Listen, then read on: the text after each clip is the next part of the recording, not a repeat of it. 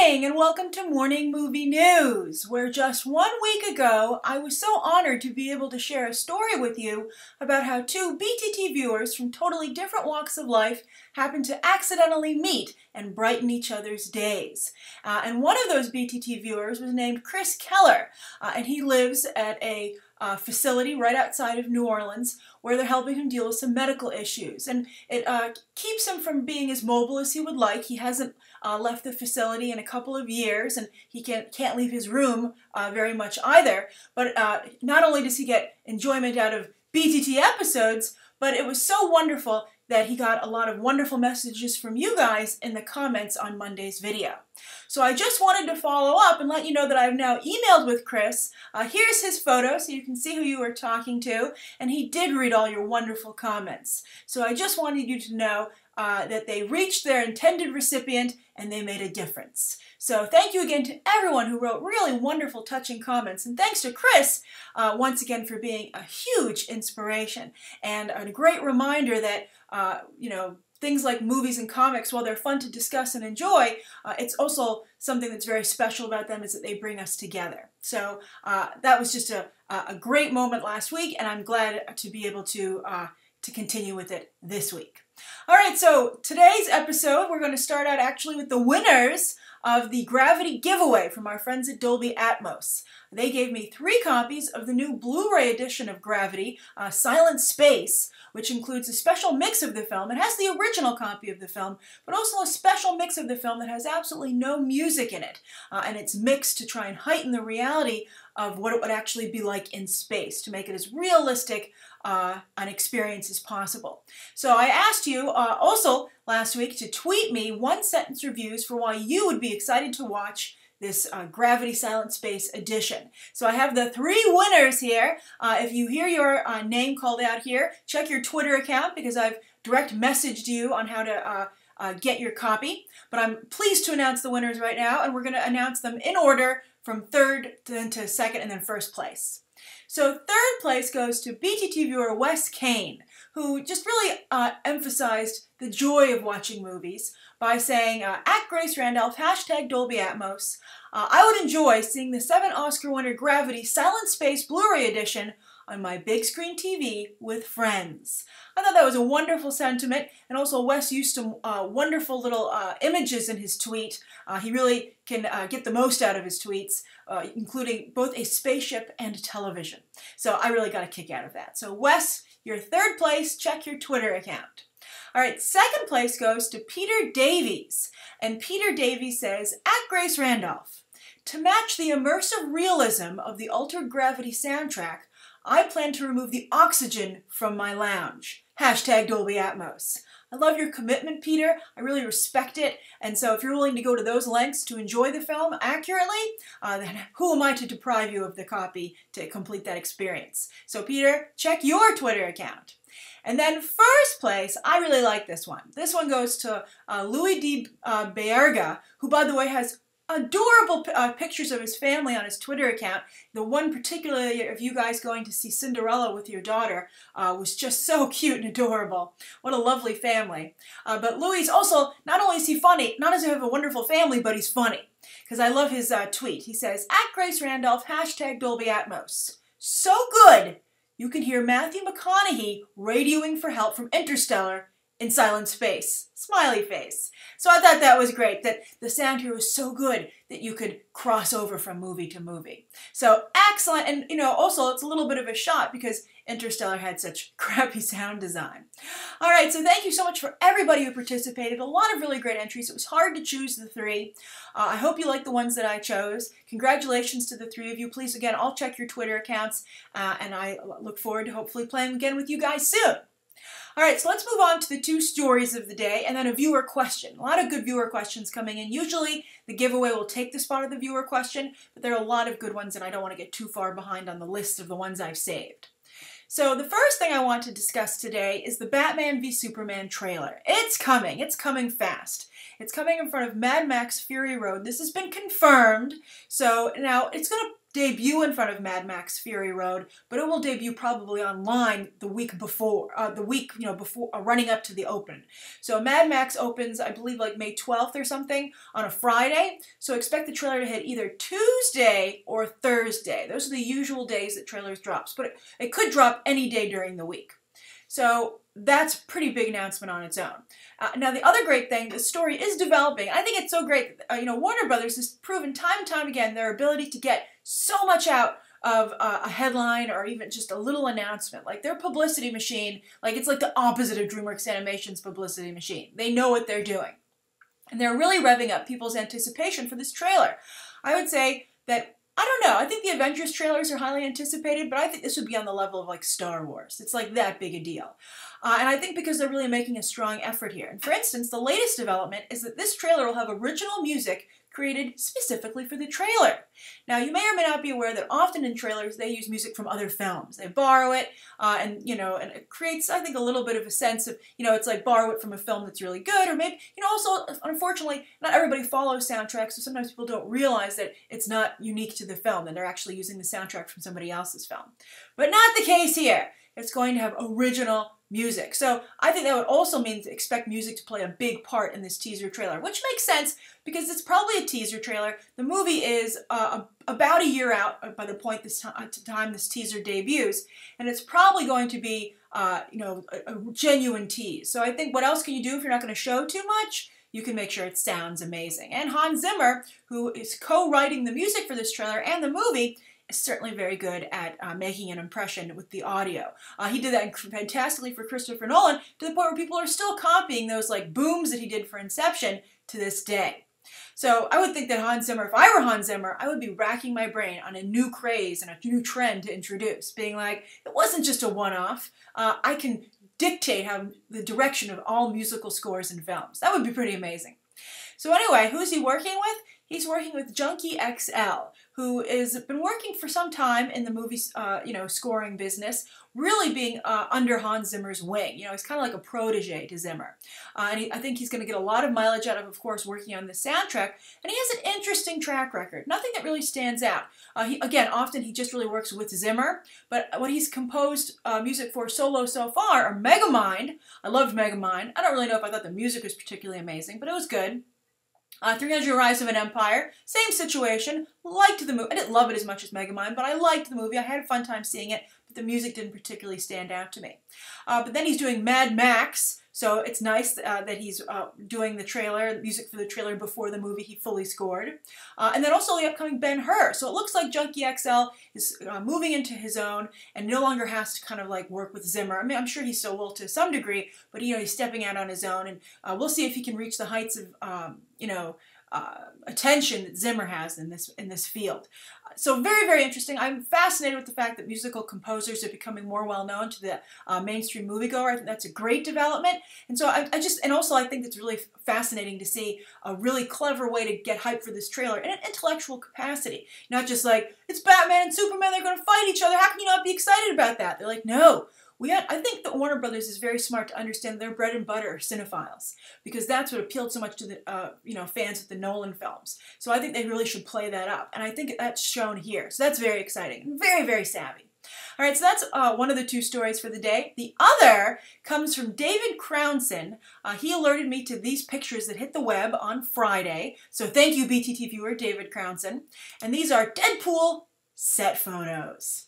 So we're going to take a look here. They're very telling. We can see more about Deadpool than we have about Batman v Superman. And I think it's interesting that Deadpool and Suicide Squad are, really very transparent in what they're doing. They're really trying to, get the audience on board and in step with them. And I think they're really dominating the discussion because of that. So, there's a very fine line between too much exposure and not enough exposure. So I think the studios are getting better at walking that fine line. So here's Ryan Reynolds as Wade Wilson. And some of you are like, why does he wear a mask all the time? Well, there's your answer. And I'm glad they're going with it. The fact that Wade Wilson, is horribly scarred. He doesn't look too horribly scarred there, but then the quality of the picture isn't amazing. But you can see he has no eyebrows and, presumably no hair. And, he's supposed to be scarred all over, which is why you would also see that he has his gloves on because, he wants to show as little of the surface of his skin as possible because it's just being eaten up by his cancer. So I think that looks very, very compelling, and it looks really in line with the character. And I also like that he doesn't have a look of, frivolity on his face. Now, I don't know if they're filming right now, if this is between takes. Maybe this is the look on someone's face being like, don't take my picture, this is supposed to be secret for the movie. Who knows? But I hope that, that Ryan Reynolds' portrayal of Wade Wilson has its ups and downs. Because a lot of Deadpool's humor comes from his own personal pain and somewhat disappointment in the way his life has turned out. And I think that if they can add that layer to it, it will not only make the movie, it'll be still funny, but I think that it will, make it have a little bit more resonance and make the character a little more compelling. So I'm very excited about this. I think it looks very, very good. So we're getting a whole bunch of the crew together here. Maybe they're on some kind of, day mission or reconnaissance before they go for the big thing in the evening, as so often happens in superhero movies. Like, we'll scout it out during the day, and then at night we shall return. Then we have Morena Baccarin as Copycat, a shapeshifter.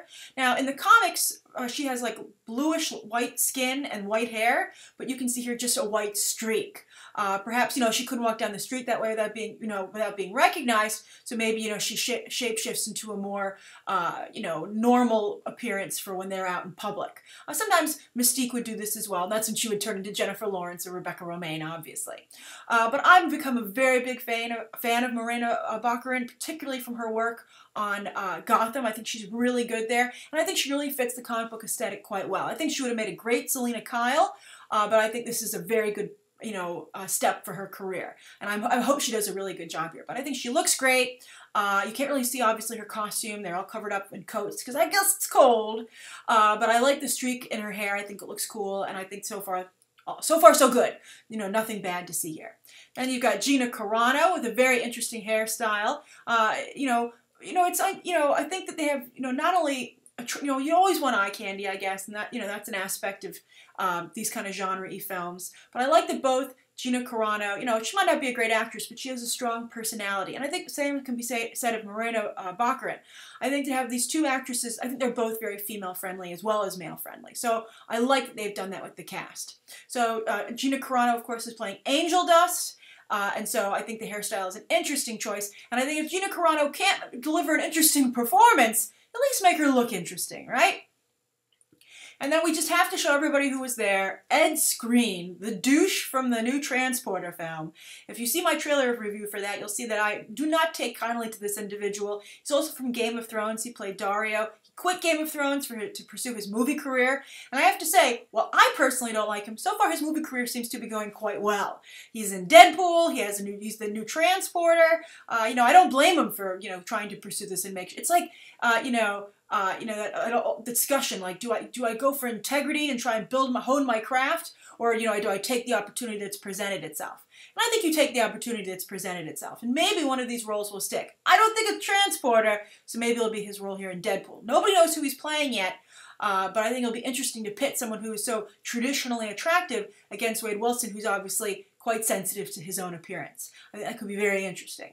All right, so those are the two stories of the day. Let's get on to that viewer question. This comes from, and this is an interesting one, so I'm very curious to hear your thoughts on this. This comes from Neil Troster, and Neil says, question, kid-friendly question.